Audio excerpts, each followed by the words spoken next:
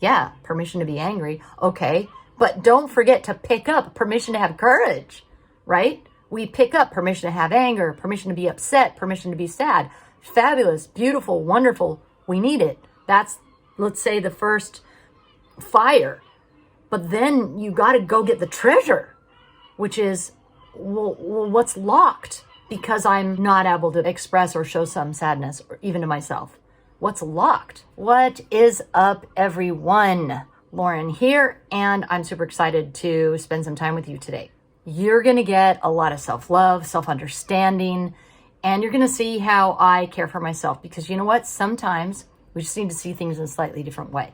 We just need that little tweak of an understanding about ourselves, and you never know, this could just be that thing. So let's find out. What if what you are experiencing right now, maybe you're feeling stuck, maybe you're feeling super anxious, maybe you're overwhelmed. What if part of that, if not a large part of that, is that it's not okay to have a problem in general? That the idea of there being a problem is in fact a trigger on its own and an actual bigger problem. Kind of keeping, like a gatekeeper, keeping you from landing in a place within yourself that gives you the kind of solutions that most of yourself would be on board with. So that's a lot to digest. Let me just give you an example. Okay, I realized this thing a few years ago, when I was starting to travel, and in this particular situation, I was in Cyprus. I was in Larnaca, Cyprus. The reason I'm sharing this one with you is because it was sort of one of the big domino effects that then set off a cascade of just new understandings about myself and new things in my business. New permission slips to have to go get. So let me just start with the situation that was really sucky. I'm in this Airbnb and it's hot and there's no air conditioning. And my flat mates who have another room, I don't know these guys, they're outside smoking, talking right out my window. Like I could just open this and give them a kiss. That's how close I was. I'm doing my coaching session. I'm sitting there and I'm like sweating my butt off. These guys right next to me, I can smell the smoke coming through and there's traffic pretty loud. I'm like feeling really insecure because I was worried my client is gonna hear and feel super vulnerable, that there's people right there and that's just bad. Maybe you're thinking, why don't you just get another place or find another room? But you know, when you have those kind of triggers that hit you in the shame gut, I noticed that I was judging myself. I shouldn't have the problem. And if I did, I should feel way not as triggered as I feel. It's like, why am I feeling this bad? You ever have that question? And I could sense that feeling was the exact same feeling I used to get as a kid. And this environment of don't make a fuss, don't be over dramatic, and be grateful. I wasn't letting myself just have a problem. Do you ever have it where you say, why am I feeling this way? I shouldn't be feeling this bad. I noticed that having this tactical issue was like a luxury. Like to have a tactical issue is a luxury. And I reserved for certain people. Can you feel what I'm saying? It's like, no, I can't just be okay and not filled with shame and just literally have a tactical problem, a nuts and bolts problem, a things problem that can be sorted if I try a few different things. What was in the way was I don't get to have a tactical problem. It was like other people can have that. and a tactical problem is based on a need. I'm the kind of person, I said to myself, I'm the kind of person who needs more privacy, for better or worse, no shame involved, no big deal, right? I'm the kind of person who, if there's smoke, like secondhand smoke right in my face is super puts me in a like really bad space. Like I can't, it's like having a headache. You can't get away from it. That's how I am. Okay, no big deal, right? That's how I am. And the traffic issue and the heat issue, all of those were things where I could be like, oh, wait a second. It is really hot in here. It is the summer and I am in Cyprus and it's 100 degrees. Oh, okay. I get to be hot and not like that, So it's like, after I unpacked everything, I was like, yeah, that's a preference. Ever feel like you're telling yourself you should have superhuman reaction to your needs? Like, no, I shouldn't have that need. And then if I allow myself to have that need, then I'm spoiled. What does it mean to be the kind of person who has that kind of need? There's so much stuff under it, right? But that was just going to keep going. That if I didn't examine that, that was just going to be how it was. And then I would just live in victimization and anger and frustration and powerlessness and hopelessness. Like, oh no, there's no solution, blah, blah, blah. Right? That's why it's so good to do, for me, to do this inner work, and why I love sharing this stuff, because it's like once you start to notice those things, then you don't have to have that victimization feeling anymore. So I started to see that pattern, of self-shaming myself, my own needs. And it was a really big one to learn. And we can do it, and you can do it too. Like, what happens when I did that? It opened up more new thoughts, more new I get to thinks. Does that make sense? It's like a portal, right? Imagine a portal into a mall. And the portal is permission to have a problem. Like if you just enter, imagine a Hobbit door that says, permission to have a problem and not be one. And you go into that little Hobbit house, and this portal is like really like the feeling of, I get to play in the world. I get to sit at the table. You get to sit at the table. You get to play on the field. You have a jersey with a number. Everyone in that Hobbit house matters, right? Including you, but that's huge. Why? Because that means that you don't have to continue in purgatory. You don't have to alter anything about yourself to achieve this elusive mattering status. Like that game, it can be over. You have needs. You have desires. And you have things that work for others but don't at all and never need to work for you. Maybe some of these likes and dislikes, you've tried to make them go away, and then they don't. The Hobbit house is also, you could think of it as like a headset, like a virtual reality headset. Once you put that on, there's all kinds of other things in there. The portal to I get to have a problem is the headset of I get support. I get to go after my dreams. I get to be supported in my dreams. I get to fail and it not mean that the unworthiness or lack me is true. Failing, it just means it's a lesson. It's like, now I know something and let's do it this way. Sure, it's going to suck, but it doesn't mean something super personal that we're trying to not make it mean. And so then you don't try the thing because it's freaking scary that it might mean the thing if it fails. But then in this Hobbit house portal of mattering, because you get to have a problem, you get to fail and it not mean that. And that means you get to keep going forward. Who said it? Fall forward fast? I want to say Will Smith. This is why I say, and I truly believe, that love is all you need. Self-love. Self-love. Why? Because it gives you, it's like a lifetime pass to the mall of positive other things, beliefs about yourself. It's like a key to the Hobbit portal. The situation in Cyprus, it really was a wake-up call for me. And I think self-love is like that. It's like a series of little wake-ups to that you are valuable just BFing because that there's no other, you're just valuable because of that. And trauma, it puts that permission slip in a box, locks it up and puts it away and puts it in another safe and buries it down into our subconscious. When we haven't onboarded self-love, I'm still working on it, we're operating without that trunk of permission slips.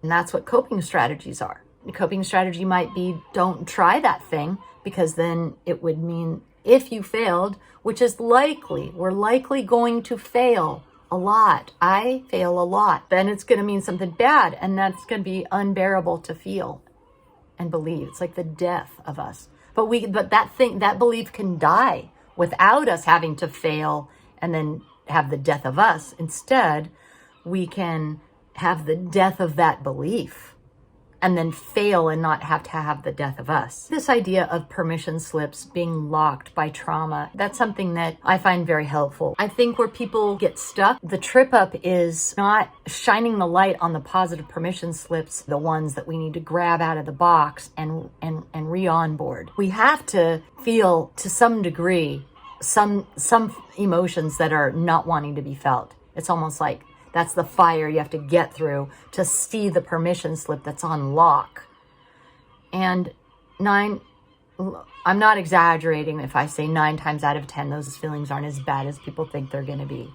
I'm saying that from experience, personal experience, and having over 50 clients and like thousands of session hours of seeing this with my own eyes. I'm not like trying to come up with a concept.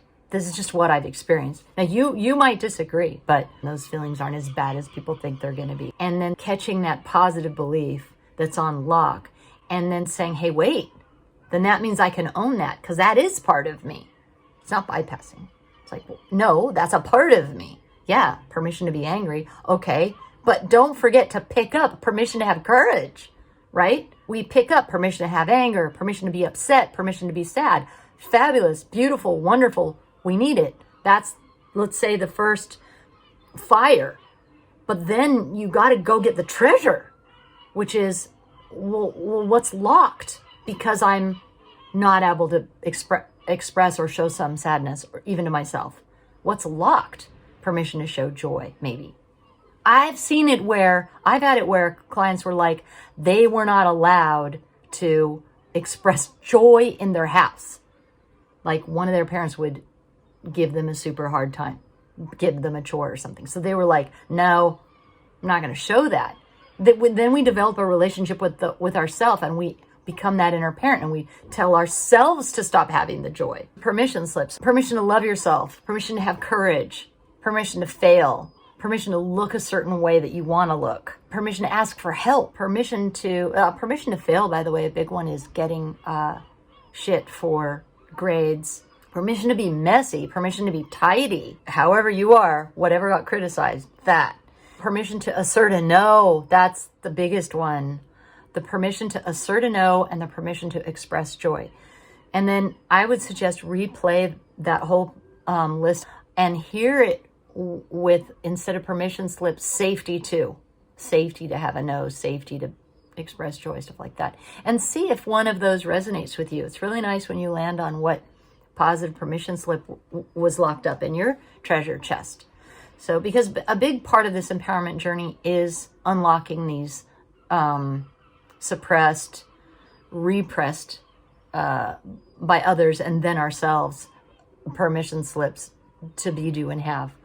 It could also be a permission slip to have a certain thing, permission slip to have money or nice clothes, or, there's usually guilt. A lot of times guilt comes with that, or just it's wrong, and maybe permission to be a certain way. I've talked about this a lot in another video, but permission to be whatever you were criticized for being, permission to be that. What if it was safe to be that? What if you could have a problem also and not be the problem? That's what we're talking about today. So it's really relearning this. I mean, you can call it healing, you can call it transformation, but at the end of the day, we're learning, we're relearning that we are actually all that and the bag of Cheetos. What would it feel like if you get to have needs?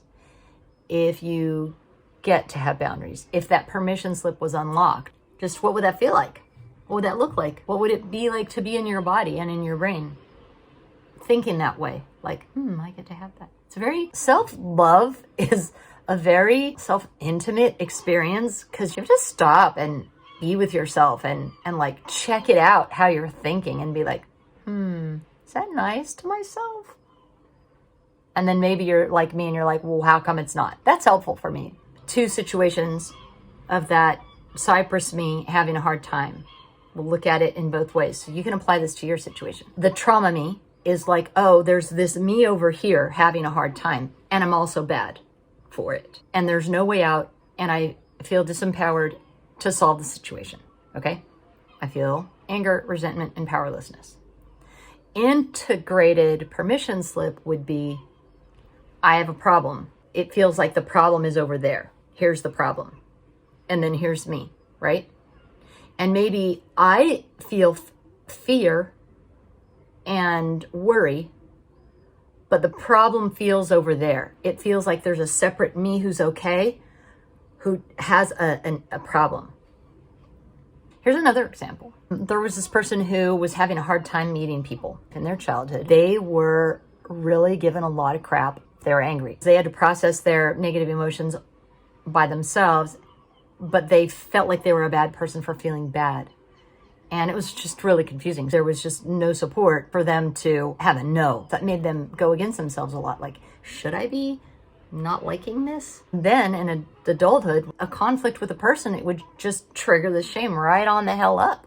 You couldn't resolve things with people, right? Because they would just get stuck and they couldn't express themselves. The anger would just feel so intense that the other person would perceive it as like, this person's too mad, and there was no way to like have a problem.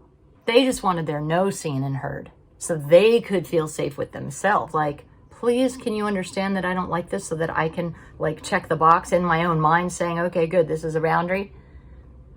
So flipping the script, patterns can shift. They really can. But it takes catching them. You can catch them. And you don't have to go into every single, trauma rabbit hole. What I do is I'm like, is this the thing where I go? And then I have the thing that I go. Is this the thing where I go, I don't get to have a problem? Yeah, okay. Right? So you can create a little shortcut for yourself. So in the beginning, you're kind of analyzing and figuring it out and feeling feelings and da-da-da-da. But then you can just jump into that shortcut. Is this the thing where I go? You feel bad, right? And you just ask, is this that thing where I shame myself for having a problem? And just start with listing what's wrong. Clear on the facts. It helps a lot. It's great because once you name the issue, you can start to see it as separate from the value of you. Just name it. It's hot. So I'm a bad person because I can't handle that it's hot. But you're overreacting. Okay, well, maybe I just get super hot and it super bothers me. You see, it's like half the pain is gone because you're not beating yourself up for having the issue. If you hold yourself up to sort of unreasonable standards, you're not alone. You're not weird. It's just like we do that, right? Because of our past. You know, we need to stop using those judgments to hold the trauma in our psyche and in our body, because it's a lie. That is a lie. It's a trap. It's not true. It feels so true, and it feels so scary to go against it. It feels so like, oh my God, I'm literally gonna die. I used to have it where I was like, I'm gonna die if I get out of bed. Like, I knew I wasn't gonna die, but it just was like, like really bad morning anxiety. As soon as I would stand up, I'd feel better. It was the craziest thing. Do you have that? Repeat after me. I am worthy to have a tactical problem and not be it. That's self-love, right? And you can check the description below because there's even a free training down there for you. It's called Unlock Your Self-Love. And I'm telling you this because you know you're worthy.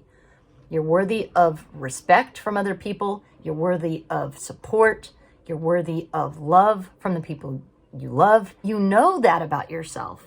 It just, sometimes you need a different angle. And this book is a little bit of a different angle. I'm 100% sure you haven't tried this. Sometimes we just need a different angle to see the same problem.